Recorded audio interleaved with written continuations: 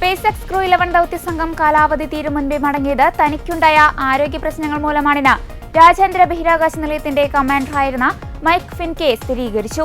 Mic ഫിൻകെ, Senna കാർട്ട്മാൻ, കിമിയ Yui, Oleg പ്ലാറ്റനോവ് എന്നിവരടങ്ങുന്ന സംഘം ജനുവരി പകുതിയോടെയാണ് ഭൂമിയിലേക്ക് മടങ്ങിയത്.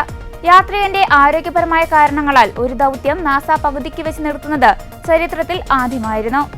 തനിക്ക് പെട്ടെന്നുണ്ടായ ശാരീരിക അസ്വസ്ഥത പരിഹരിക്കാൻ സഹപ്രവർത്തകരും നാസയിലെ ഡോക്ടർമാരും മികച്ച സഹായം നൽകിയെന്ന് മൈക്ക് ഫിൻകെ പറഞ്ഞു.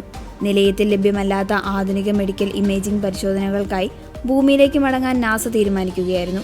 ബഹിരാകാശ യാത്ര ഒരു വലിയ പദവിയാണെന്നും എന്നാൽ ചിലപ്പോൾ നമ്മൾ മനുഷ്യരാണെന്ന് അത് ഓർമ്മിപ്പിക്കുമെന്നും മൈക്ക് ഫിൻകെ പ്രസ്താവനയിൽ പറഞ്ഞു. സ്വകാര്യത മൂലം രോഗവിവരങ്ങൾ വെളിപ്പെടുത്താൻ നാസ തയ്യാറായിരുന്നില്ല.